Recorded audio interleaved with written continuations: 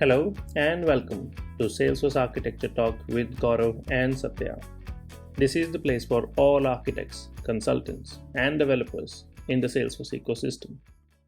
In today's episode, we are delighted to be joined by a Salesforce CTA and MVP, one and only Carl Brundage from Odaseva. This is one of our key episodes of Season 1, where we are discussing about CTA Preparation Strategies. We learned about Carl's journey to Salesforce and his pathway to CTA. And while discussing that, Carl shared his why for the exam and great tips and tricks for all future CTA candidates. We hope you enjoy this episode, and if you do, please do like and subscribe for future episodes. Without further ado, let's get started. All right, I guess we are on. Welcome, Carl, the legend of CTA. Thanks for coming on our show. We really appreciate it.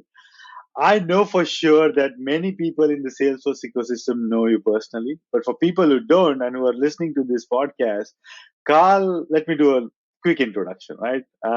Carl is the principal architect at Odaseva. Odaseva is a data management company.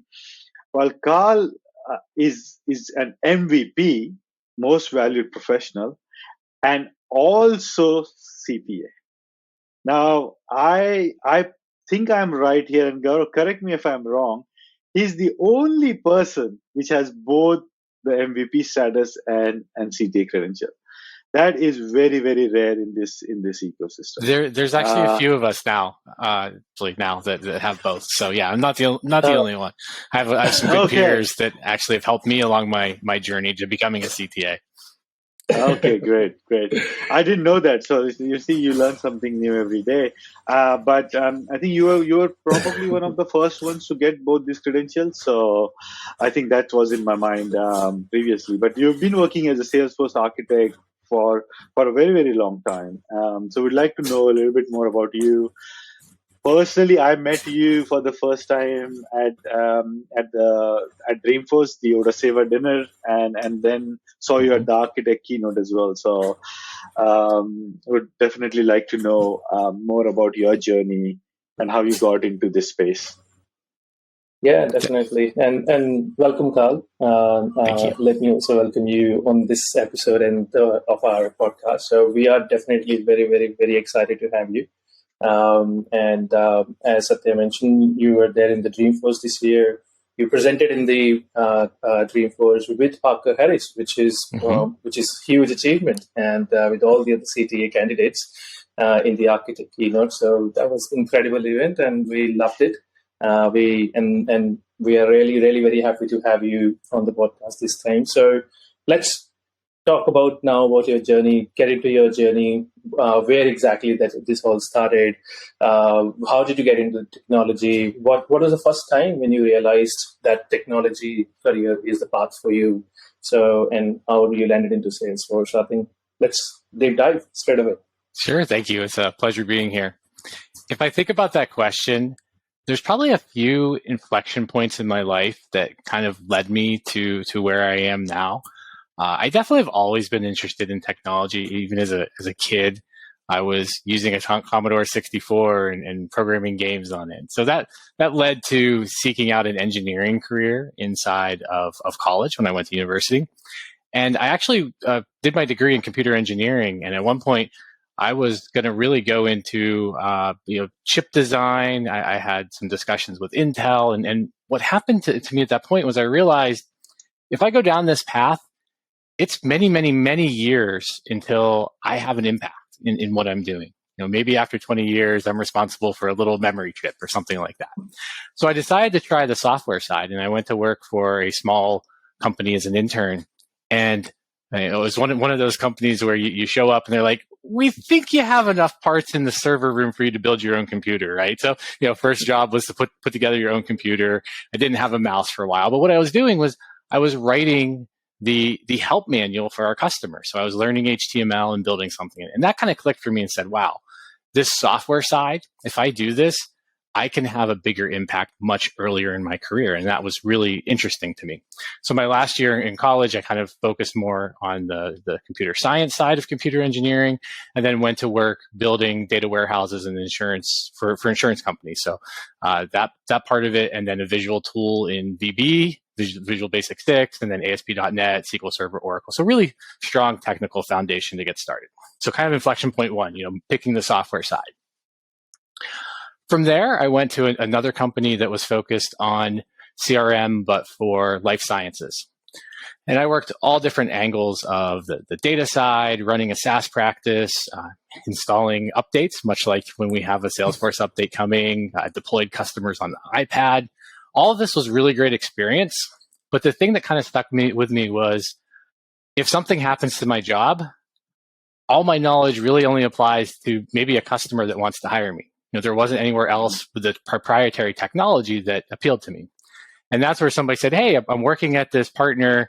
They have, they're an SI. They want to do a product. They're working on Salesforce. You want to come join us? I said, ooh, this is interesting. This is something now that has broader applicability. So that's what brought me into the Salesforce ecosystem in 2014. Awesome. I think that's a great foundation which you had a very early part of your career, and then I think landing into Salesforce ecosystem was fantastic. So let's talk a little bit more on how did you get into your Salesforce to CTA journey, and then how that CTA has transformed your career to land into Odaseva. I think we are very keen to learn the impact what CTA has brought into your career.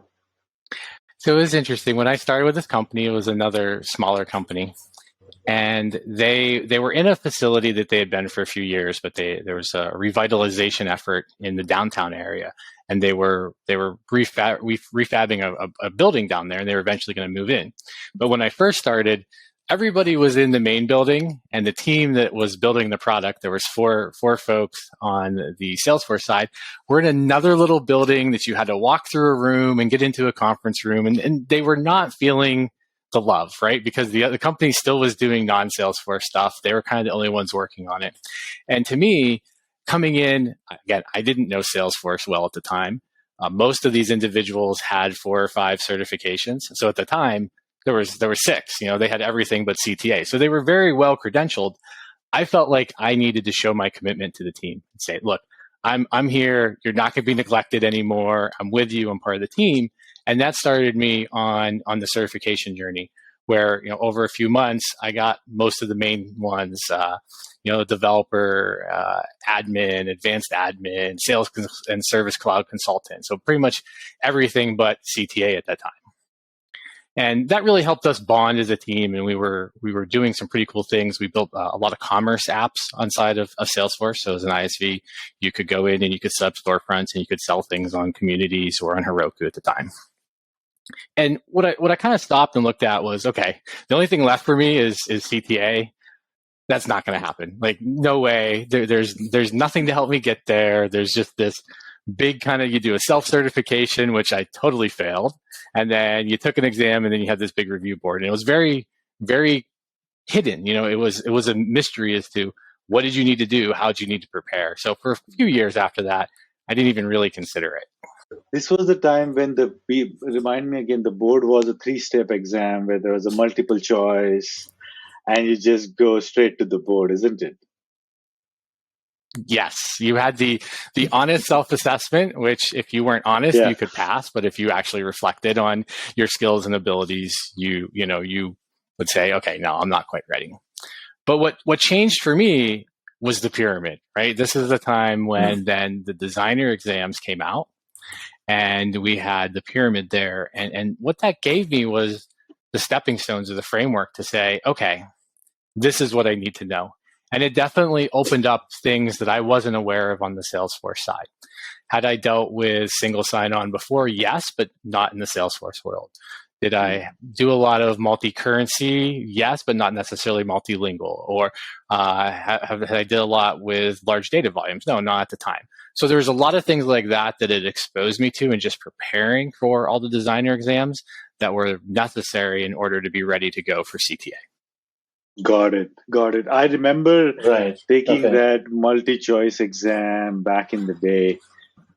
And I took it just like that. Like, I'd been working in the ecosystem for like 4 or 5 years back then, and I took the exam and I passed. And I'm like, wow, I'm probably ready to take Nice. the board. I was not ready back then, but I did not take the board back then, thank God. But yeah, it's as you see the evolution of this exam as well, right?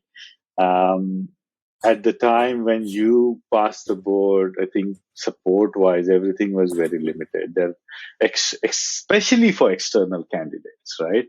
I don't recollect any there are a lot of forums right now, coaching that happens for external candidates. Nothing was there back in the day. So kudos to you to getting on the board and getting a CTA back then, right? Yes, I think it was the early beta days of trying out different things to help people out. Yes, there was the designer exam. There was a couple of online courses. They were free once you got through the designers, system architect, and application architect, which were very foundational in giving me a framework to approach the exam. So that was helpful. There was maybe 6 scenarios that were out there that you could practice, and some of them were more of the retake, some of them were the full. So there wasn't a lot of those resources. And I went through not the first 601 class, but the second, hey, we tried 601. We think this is a good idea. Why don't you come down to Atlanta and we'll see how this works? And what happened for me was that was very eye-opening in a couple of ways of, yes, it's the technical aspect, but it's also the communication and the way that you present yourself. And it was also a situation where they had external CTAs in, and this was Andy Oganoff, who's at Accenture, also an MVP in CTA, was one of the persons in the class, and he's the one that kind of pulled me aside and said, look, the way you present, you're not far off. You should go for this. And that really helped me get over that mental hurdle of, well, it's October. I don't know that I'm ready to do it in December, maybe next year, and push me to say, all right, let's make that last minute study push and let's take that exam in December. Yeah. I think it's always great to hear the stories of the preparations on how did you prepare, and the time when you attempted, that was very early stage. So, so how did, after that, how it happened? Did you straight away went into the exam? Was it your first attempt where you got in? And then how was the outcome? How was the experience after that? Yeah, so so the timeline, if I think about kind of when I made my final push, because I think you do a lot of things for many years that prepare you for the CTA. Some of them can be explicit, some of them are implicit. If I go way back to high school, and I know I've said this before, I acted in plays, I was in musicals. The stage presence of being able to deliver and talk to people and answer questions, I was very comfortable with that. So I didn't feel like I had to spend time prepping that particular thing, but I did need to have my style, my framework, how I wanted to do a review board. So in August, I started really working through scenarios so that I didn't feel like I was going to embarrass myself when I went down in October. It's with peers and CTAs. And leaving that, it helped me do 2 things. One, it really solidified the interconnectedness of the designer exams, where when you're kind of taking them, you see them as standalone things. This is data integration, this is data management, this is security. But as you go through that class, you're like, no, these are connected. The decision I make in security affects how I load data into the org and so forth. So I made a study plan to revisit some of those things and look at them from a connected perspective. I made a study plan to make sure I had all my flows down, so OAuth and identity provider and service provider, and then really practice the delivery of scenarios. Make sure that I'm practicing like I want to perform, the time of day, the materials that I'm using, how I went through a scenario. I didn't really do the question side of things. I didn't have somebody that was questioning me, but at least how I presented and the things that I covered, how I communicated, trying to be precise and concise and all those things. So I hit it pretty hard then from Halloween, so around the end of October to right before Christmas. I think I went December 17th to do my review board. Wow. Excellent. Wow. Almost the same time where we are now. So yes. Just awesome. What a good Christmas so present. So basically what we have... Yeah, exactly. We didn't talk maybe about the day of experience yet, but I left the review board in tears. I thought I did terrible. These questions were impossible. And it wasn't so much that I felt bad for myself, but there's a lot of sacrifices that go into preparing for the review board. You have to be committed, right? Because you're going to give up your time, but your company has to be committed to give you some time and help support you. And then for me, especially, the family had to be committed. A lot of the things I was doing early in the morning, late at night, weekends was taking away from family time. So the thought that, that my family was now going to suffer longer because I wasn't succeeding in this really weighed on me leaving it. But yes, Christmas present, I think it was the 23rd. I get the phone call, hey, congratulations, you passed. So, definitely a great way to end the year. Beautiful. Absolutely. I did touch upon this point, which is a very important point. Yeah. That is, while this exam says technical architect, it is a technical exam, but it is so much more than that. It's about understanding how these various different domains are connected. Are you able to articulate certain hidden aspects? For example, integration. Can you talk about security in an integration context? This interconnectedness and then presenting it in a way that judges expect you to is super critical, right? At least for me, that was the hardest part in terms of how do you hit the nail in the head so that it's super clear rather than you just beating around the bush. I feel a lot of candidates struggle. I struggled in that aspect during my early days. Was that a struggle for you at all? You mentioned that you had some background in terms of stage performances and everything, but what was the hardest bit for you in your journey? I think my struggle was maybe a little bit different than most. Was I was doing this kind of by myself. I didn't, I wasn't at a large partner. I didn't have other CTAs in my network, and I just didn't know if I was on track or not. Is this the right answer? Is this a reasonable answer? Is this an optimal and justified solution to something in this scenario? So kind of having that validation, and that's where the 601 class helped a little bit to bring it to me. What I really think about of how to be ready for those things, I think it comes down to two pieces. One, if you want to present at this depth, you need to know it at this depth. You need to go a level deeper and really have an understanding at that level so that you can clearly articulate and explain it one level higher.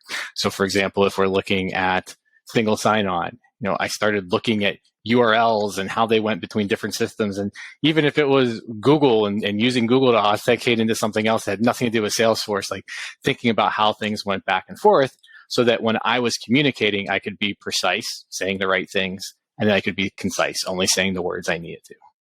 And then the second piece does go to communication.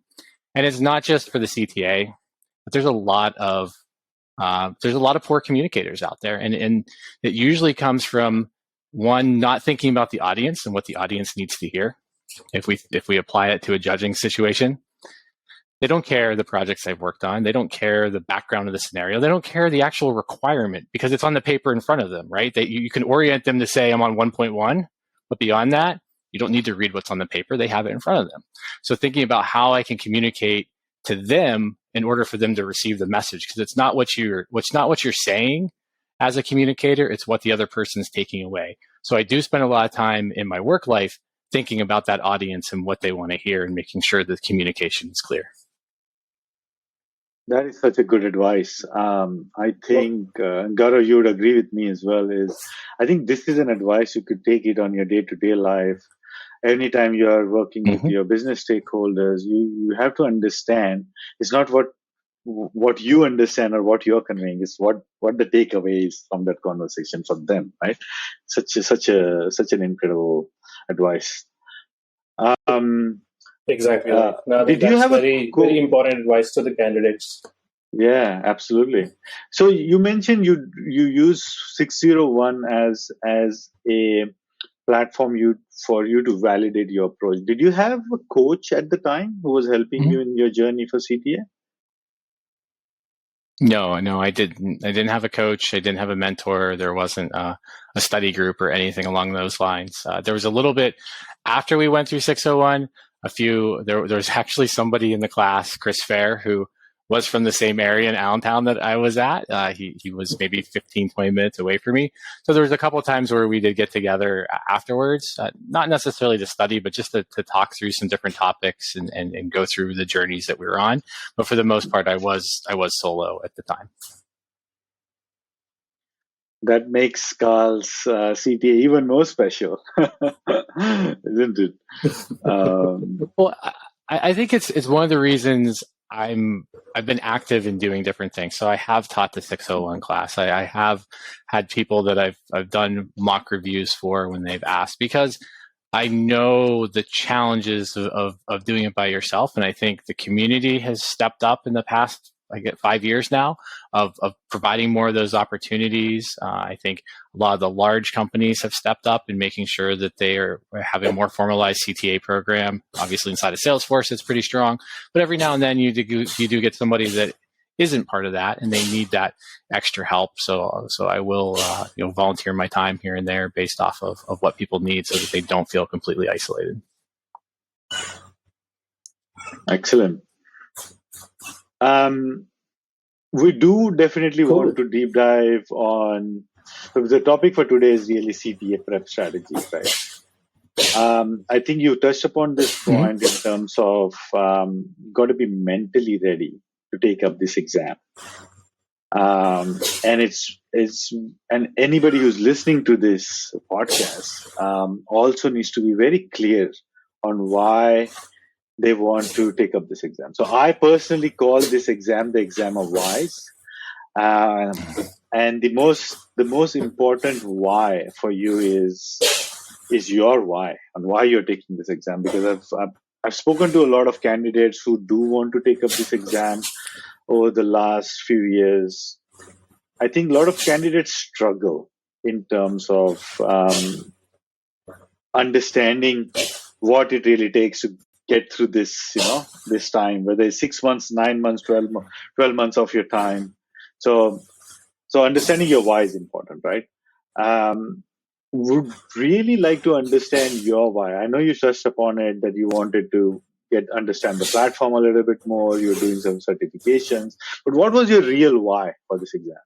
I think my why was because it was there. And it was a challenge. You ask sometimes, why did you climb Mount Everest? Because it is a challenge. I wasn't looking at it for all kinds of recognition. I spent more time in my career at smaller companies, which, if you reflect upon the CTA, it's probably more valued from an employer perspective if you're at a very large organization, a large customer, Salesforce. But I've been able to weave it into some of the things I've done at a smaller company that kind of still keep me hands-on and make it interesting. But the why was, am I up for this? Can I learn what I need to? Can I present myself to achieve something that is very challenging? So that's what kind of motivated me through the process. That intrinsic aspect of it, not something outside that is, maybe fleeting, maybe not permanent. I think that's a good reason. That's a good reason, definitely, for you in terms of why you wanted to attend this exam. I think it's as Satya mentioned, finding why for this exam is super critical, because it's a huge commitment, right? So, what do you think? Why other candidates really should prepare for the exams for the CTA? What is the most important why they need to look at, as in why it is critical, why it's important to them? I think when you look at what you want to do, both in the day-to-day and in the longer term in a career, that can help decide, is the CTA right for you? And what I mean by that, if Salesforce had a magic wand, they probably would go back and not call it technical architect. Yes, there's technical aspects of it, but sometimes you hear technical architect, and in my early days, I thought it was somebody that was very strong at formulating, I'll say Apex, but the structure of Apex and factory service patterns and dependency injections and how you structure the whole code aspect of it. But in the CTA world, that's not as strong of a piece from a technical architect perspective as understanding all the other places for it. So if you're looking to go and stay more on the coding side, well, no, the CTA probably isn't right for you. If you have aspirations that you want to work on large global projects or a large company and have challenges of deploying something that has consumer packaged goods and commerce and B2B commerce and all those other things, then yes, that would align with what you want to do from a career perspective. And then from a day-to-day perspective, I think all of us that have CTAs, we have different roles, and there's different things in your day-to-day that you do that you like and things that you don't like. If I only did diagrams in PowerPoint all day long, I wouldn't like that. That wouldn't be a job that would excite me. I still enjoy having a hands-on aspect of solving a challenge, solving a problem. Recently, I had a customer that had 400 million records in the case object, and we needed to do an archiving on some pretty complex data models. And every other time they tried to archive, things were failing. They couldn't get data deleted. Things were locking. And getting hands-on and solving that challenge, I used a lot of what I learned in the CTA, but it's very different than building a system landscape that is going to cover a global deployment. So that's the other piece is, okay, what's your day-to-day want to look like? Does this fit in? Is that a strong enough why to make the sacrifices that you need to be successful? Right. That makes sense. That's great advice as well. It's very important.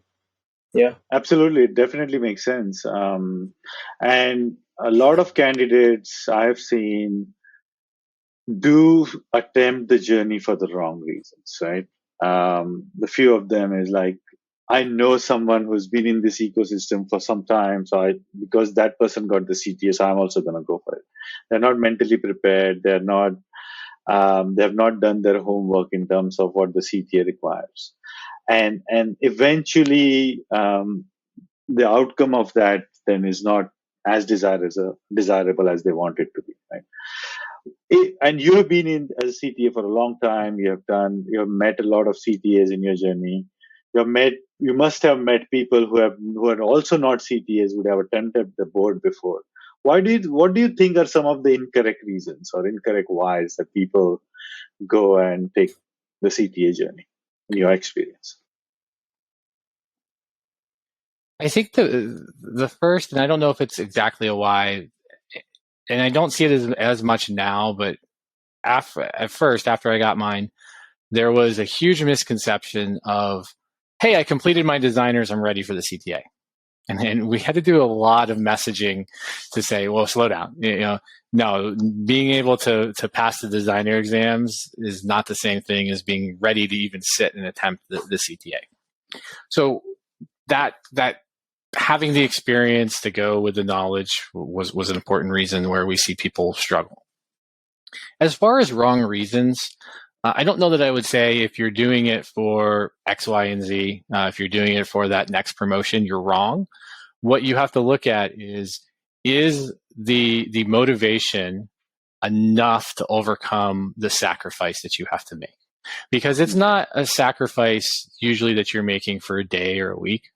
If you've ever tried to lose weight, right? You do exercise, you change what you eat, and because you want that better outcome. And you can maybe sustain that for a day, a week, a month, but that's hard to do over the course of a year. And a lot of times when we're talking about people's CTA prep, you have to sustain a level of effort that affects different areas of your life for a long period of time. So if that reason why is not strong enough, okay, well, maybe I don't need that promotion, maybe I can go work somewhere else, then you're going to abandon the journey, or you're going to rush what you're doing. You're going to sit for that review board.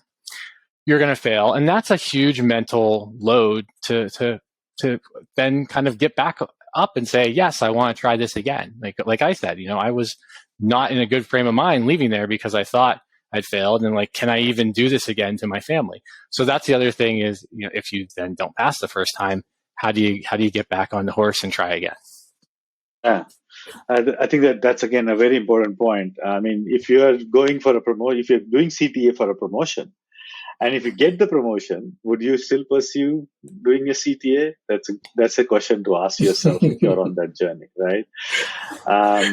If the end trophy is the only result that you're seeking for as part of this exam, that's probably, in my opinion, would be an incorrect reason, because life will happen to you. Something is going to come up, a project is going to come up, a personal emergency is going to come up, and the motivation isn't there, then you will stop your journey. So okay, that's an excellent point. Correct. Now let's talk about the exam itself, right? The exam, I remember the OGs of CTA swear by it, saying, the exam used to be tough back in the day. The newer CTAs, there's always this fight, right? The exam has gotten tougher, so who's a better CTA? Just joking, but do you think that? Yeah, I had to do my exam barefoot in the snow, uphill both ways. Like, everybody has it easy now. I don't know what we've done. I got 10 minutes. That was it. It was the hardest thing ever. No. I remember one of the original CTAs. When I say original, the first 100 CTAs, that they have tremendous pride in saying that they're in the first 100 CTAs, right? They're like, okay, so at the time you just have to say standard object versus custom object. If you say custom object, there you go, you have a CTA, right? It was that easy. There's a joke that goes around. I think the biggest difference, though, back then was you had to bring in some work experience. You had to share a case study of what you did, and that in some ways limited who could even apply. Right? If you had, like, myself, I don't think I would have had a project that would have met all the requirements of what you were presenting as a CTA. So the evolution, it's different. You know what? Me going through the old system might not have passed because I didn't have that experience. A CTA that went through the original, maybe they can't communicate the way they need to get through a 40-minute presentation and cover all the points. But the thing is, it's reflected how it's evolved over time, and we all hold the same credential. We're all minimally qualified. So I don't necessarily look at it like, these new CTAs, oh boy. No, look, everybody has gone through it, and it's going to evolve, and it's going to continue to evolve. I feel bad maybe for some of the new people that have to go through it or attempting it now, because there's a lot more clouds that they have to deal with than we had to do it when we took it. MuleSoft wasn't there, Tableau wasn't there, so there's a lot of things that change as time goes by. Right. Yeah. Right. Now we are talking about the exam change. I think it'll be. You're right. As in, things are evolving with time. It's slowly new additions into ecosystems. System is coming along. So definitely things are different. Getting different every year. So what do you think over the years? How CTA exam has changed, like you have done in very early stage when the whole journey was launched versus now or in the last few years, what all things have changed, and what do you think, how this is going to help the candidates in terms of when they're preparing for, and what all things they need to cover? I think in the past, you were building more from scratch in your solutions. Oh, we need to do something in healthcare. All right, we're gonna build this out this way. Or you had something to do in financial services. Well, now there's clouds that are jumpstarting that, or CPQ is now built in, and MuleSoft is built in. So where before you had to be much more inventive in the different technologies you build in to use a solution, now you need to have awareness of the out-of-the-box Salesforce solutions that get you to the 80% and then what you have to do on top of it. So that part definitely has changed, where there's more that help you get to a solution, especially if it's an area that you haven't worked in. I think mine was related to waste disposal, not an industry I know, but now with all the different clouds and pieces of information that are out there, it's a better starting point for, okay, I can use this as part of the solution and then just build on top of it. Right. Definitely. I think given all these clouds, that's a very good point in terms of for candidates to prepare that, okay, don't worry whether FSC is going to be in scope or not, or CPQ will be in scope or not, but understand the data model, understand the concepts, get the jump start, get ready how the data model has been positioned, and then try to bring that perspective. Don't copy, but of course, understand that. So that's very, very key advice, I would say. And we also got the similar advice when we were preparing in 2019, 2020. So that's very important. So, and I do see candidates getting hung up on specific aspects of, like, say, you mentioned, right? CPQ. How deep do I need to go into CPQ? Is a very high level understanding okay? Or do you need to go to that level of detail in terms of understanding data model and how the pricing should work and what the ideal product structure should look like? There is a balancing aspect there, right? Yeah, the answer is yes, and then that's not a helpful answer. But if you're going to open up that aspect of a different cloud in your solution, then it's fair game. And as a judge, we can ask you questions about that solution to see if you are confident in it or not. So there's some times where you may decide, that's an area of CPQ I'm not very familiar with. I'm going to build it custom. I'm going to build it this way. And you might get a question about it, but if you can justify why you did it that way, hey, you know what? You're going to be okay. Maybe it's not the perfect solution, but it's a solution that works. It's a solution that has justification. It's just not as optimal as it could be. And that's okay. Again, nobody is going and getting every single point you can on the CTA, right? We're all just trying to get over that minimally qualified candidate bar. That's like any Salesforce exam, right? Any Salesforce exam is trying to identify, are you minimally qualified to hold the certification? You need to hit that bar, get a point over. It doesn't matter if you get 100% on one of the exams, you're not getting any extra awards for that. You don't get a gold certificate versus the regular certificate. You're certified just like everybody else. So don't beat yourself up if it's not perfect. And sometimes I think people who are pursuing the CTA can get caught up in that perfectionism. I know I've had that problem in the past. I think I've moved past most of it, but every now and then that does kind of rear its ugly head, and you got to temper and say, no, you know what? There's a point where it's good enough, and you can spend too much time trying to optimize. I do have a question for you, Carl, and I always wanted to ask you is that the approach that you took was a no-slide approach when you presented, right? And just for a little bit of context, we were watching your video in terms of how to present in the board. And we were like, this is an interesting approach. All the coaches and judges we spoke to, nobody took a no-slide approach. So we'd really like to understand, how did you come up with that approach? And clearly it worked out well for you, but how did you get to the point where you thought going no-slide is the way to go for you? I think there's two reasons, if I kind of simplify to why I did that. At the time when I was taking my exam, you were at 2 hours in your preparation. I think you're up to the 3 now. And what I found when I was practicing was I was wasting what I felt like too much time trying to get a nice set of artifacts. Like I would write it down on paper, and then I'd need to transition it. And then, 5 minutes before the end, I would think about a different requirement and make a change. And I wouldn't have a pretty artifact, right? So rather than spend extra time or waste time in my 2 hours in building a pretty artifact, I would take it down on paper and I would be able to draw and talk as I go. And the second reason was back to communication. One of the things, and you probably have all seen this, right? If you're building a presentation or you're watching a presentation, when somebody puts up a slide, what do? You read everything on the slide and you stop paying attention to them. Correct. So from a judging perspective, I had a message I wanted to get across.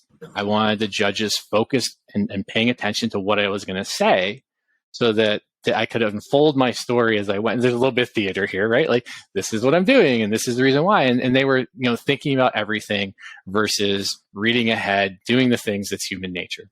So those are the kind of the two reasons from a practical perspective, and then from a communication perspective that led me to no slides and elaborating a story as I went. That's amazing. That's amazing storytelling, really. And do you take that approach in your professional life even now? Say, for example, you have a very important CX level presentation, and you have free will in terms of how you want to present. Would you go completely no slide approach and talk them through your thought process, through your story, or would you take a different approach in professional life? So I think there's a slightly different approach. I do spend time visualizing for the high stakes things, not everything, but if there's a meeting, I think about, okay, what's it going to look like? How are we going to present this? What's going to be the questions I'm going to get asked? And then thinking about my slides and what messages I want. I don't always put a lot of content on slides. I will try and keep just bullet points, or use the build features so that you're putting bullet points by bullet points so that you can focus on that one or two topics. What else is there in that situation? The messages, the way things are going to be received. And I think it's a comfort level. I think you go through a progression. When you're new to something, you're like, oh, please don't ask me questions. Let me just get through this and nobody asks me questions. And then you get a little more confident, right? And then you're like, well, I know all this stuff, so let me tell you everything I know about this and to prove that I know it, and maybe I won't get any questions. And then you get more comfortable, right? And then it becomes, well, I'm going to say less because I want them to ask the questions because, I'm comfortable in responding to it. And then I'm to the point with a lot of things, especially when it's working with data, where I'm not intentionally withholding, but I'm only saying certain things because I know what I say is going to generate a specific question that I'm then ready to give the answer to. So it engages somebody in the communication more, where it feels like they're not talking at me. We're having a conversation, and wow, you know what? They understand the challenges or the pain. They get me. That I asked that question and they're ready, and that makes a lot of sense. So it's what I find is when you have that experience level, you communicate differently than when you're new to something. Absolutely, spot on. And steering your presentation in the direction where you want to steer is a very hard thing to do, but a very, very effective strategy for sure. I like the way your earlier experience around theater and stage performance is kind of like, you have that kind of backdrop to actually then, and you're able to use that in your CTA board and in your real life. I think that's what listeners should, pay attention to. You need to draw your presentation style or your approach based on your experiences, not on somebody else's. So, let's pivot a little bit in terms of internal versus external candidates that appear at the board. When I say internal, I say employees of Salesforce, because Salesforce, as you know, has a bootcamp program for CTA prep, versus external candidates who may or may not have that level of support. Do you see any differences in approach? I know you're on the board. The way they present, do you see any particular differences that you can speak to? So I only went through the external side of things, so I don't know all the super secrets that go on inside of Salesforce.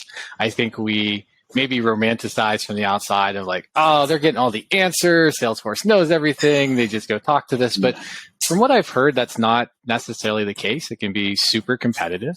It can be very hard to get time for coaches, for time away from projects to work on it.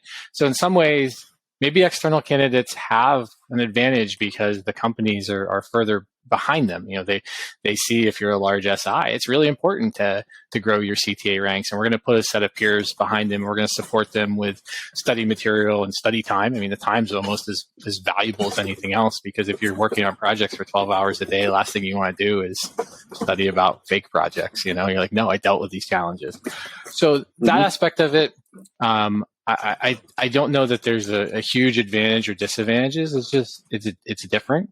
You're definitely going to come in as an internal Salesforce candidate with the Salesforce way, meaning the certain way that you want and prepare candidates to present. It may not be global across the world, and different regions can have different approaches, but there's some similarities there. You definitely see similarities if you're coming from certain partners that they try to have not just candidates that know how to present for the CTA, but also are building in the frameworks or the approaches that they have as an organization. Because let's face it, it is one test, but you're going to do a lot more in your career that's not this test. So it's important that you fit into the company's operating model there. Got it. And you're right. I mean, internal Salesforce employees don't get any special secrets about the exam or anything of that sort. It's the same process for everybody. It's just that they get more support. There is an official program for training bootcamp, which is officially supported by the CTAs. And everybody is trying to give back to the CTA program in terms of support. Sometimes it's harder for me to get time to, let's say, get feedback, especially when I was with Salesforce.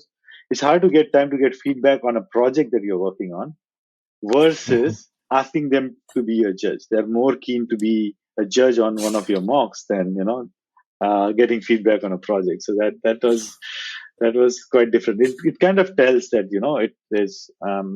it's a very respected kind of certification, even within Salesforce, and there's a lot of support.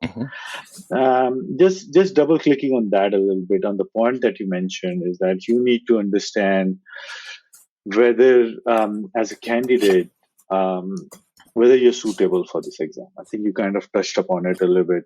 Who do you think is an ideal candidate for CTA? Is there a certain personality traits that you need to have in order to become a CTA, or anybody who's been in the Salesforce ecosystem and has experience can be a CTA and should be a CTA? I think it'll be I'll give my opinion, but I think it may be biased just based off of who I've been exposed to. So I wouldn't take it as exclusive criteria that includes you or excludes you, but you have to have that desire to learn and to continually learn. I think that's something that I have seen throughout a lot of CTA candidates, that even if you've gotten CTA, you're not necessarily done learning new things or getting certifications in or outside Salesforce. I think you have to have a propensity to really be able to understand complexity and keep a lot of complex things in your head at the same time when you're going through and trying to deconstruct these scenarios. If you're very singular task focused, that may not lead to success because of the integrated nature of scenarios. And then I think there's an aspect of communication. You don't have to be the best communicator ever in the world, but if you're like, no, I don't want to talk to people, I only want to work on this pipeline to automatically deploy changes, that's not what the CTA is about. That's not what you're going to do in your life after earning a CTA, and you're probably not going to be successful in the exam. So I would just draw out some of those tendencies to say these things are fairly common from CTAs that I've seen and can be the difference between success and failure. And I think some of the other things, people are going to come with different strengths and different backgrounds, and we have a lot of diversity. We can always have more diversity inside of the program of people that have earned it. And I think that's the good thing, that it's not just one type of candidate that is successful. I think you're spot on. I think in terms of diversity, we are seeing a lot of candidates from all over the world now. A lot of female candidates as well coming up for CTA. I think this is great. This will encourage a lot of people who are on their journey to become CTA. And we need more CTAs in this world. The world is a better place with more CTAs in it, right? Absolutely. I mean, you go to some of the events and you get to hear perspectives from different people that have different experiences and different journeys. And if you honestly sit there and reflect on it, it definitely exposes you to things you might not have thought of, or things you took for granted. And so having a wider network of folks that always want to connect with fellow CTAs and share what they did is a good thing. So it is exciting to see the ranks grow and have different people from different places as well. So it's great to see the diversity in the ecosystem in terms of people coming from different roles, different personas, enterprise architects, technical architects, solution architects, going through the review board and really landing and clearing the review board. It's fantastic, and coming from different backgrounds, coming from different countries. So it's really great to see that. Now I think it's important, good to understand your perspective in terms of what career impact CTA brings on a candidate. Maybe start with you in terms of what sort of huge impact it might have brought in your career and helped you to really climb up in your next goal. I think the preparation helped in and of itself to give you confidence. I had a customer that's like, "Hey, come down to Texas. I'm in Pennsylvania. We want to talk through a few things about this project early on."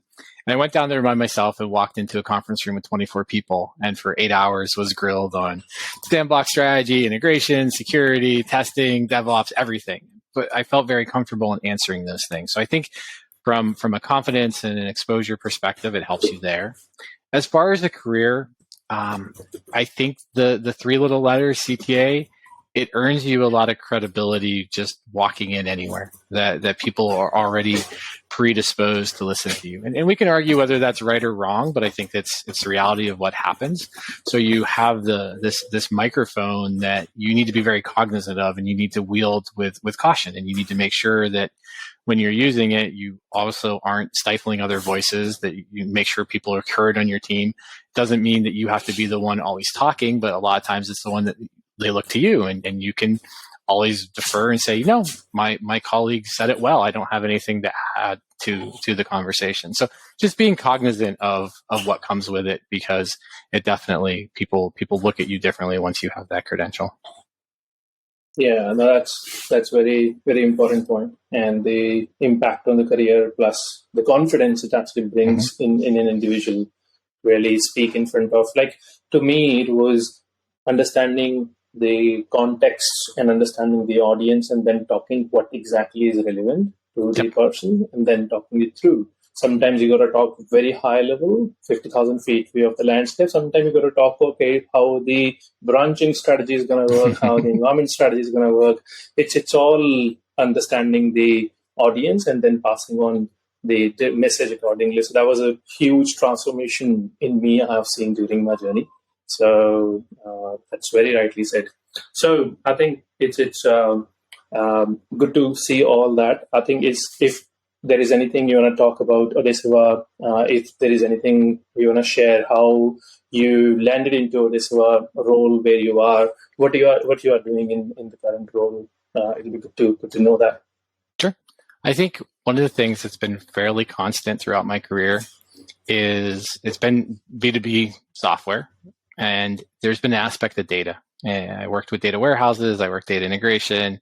Even Salesforce, I've kind of been on the data analytics side. So Odaseva really appealed to me from the perspective of, all right, we're working with large enterprises on some of their data challenges. And something like backup and restore maybe doesn't sound as exciting, but when you move into archiving, so I mentioned the one project, I have another project for a customer that I've removed over 5 billion with a B records from their org, right? So, those things are not typical projects that you get at every SI or every customer or things that you do. So what I've been exposed to has definitely opened up some of the different data challenges and ways where I can do things that nobody else has done, or challenges that really make a huge impact on a customer when we overcome what they're running into on the Salesforce platform. So that part of it has been really exciting. I think a lot of times, yes, we are a product, we have a platform, but we also have the expertise on top of it. You buy Salesforce, you don't always just turn it on by yourself and everything works. You go and look for those that have expertise that can help make your journey easier. And it's very similar with us from a data perspective that, yeah, we can get you up and running with our platform, but when you need that true expertise to handle something that would be very challenging otherwise, we have the folks there that can help you. Awesome. No, that's great. And I think with any complex implementation, data is most critical how you design. And when you have huge volume of data, like handling billions of records, this is like crazy to even hear. And how you're going to manage with the platform, I think you're doing awesome job. Odaseva as a product is delivering awesome outcome in the ecosystem, and really great to see so many CTAs in the company who are really helping so many customers. So very well done on that front. Thank you. Yeah, cool. I think with this we will wrap up the episode. It was pleasure having you on this particular episode, and it was great to hear your story and the challenges and the impact of CTA has brought into your life and a career, and even the end how you're really solving complex problems in the world. So thank you for joining. Oh, my pleasure. I appreciate being here. I think my big takeaway for people is listen and make it your own. Don't try and emulate. I never look and say, oh, Steve Jobs did this way. I need to. No, there's things that you can learn, but you have to apply it to your own situation that you're in and make it work. So definitely take the things we talked about and make it your own. Thank you, Carl. Thank you for joining us. It was a great pleasure having you. And we hope that you enjoyed this conversation as well. And we hope to see you again soon on this podcast. Thank you again. Definitely. My pleasure. Thanks. So with this amazing conversation, we conclude this episode. And thank you so much for listening. Hope you enjoyed this episode as much as we enjoyed recording it. We look forward to bringing more exciting and relevant content in the upcoming episodes. Till then, goodbye.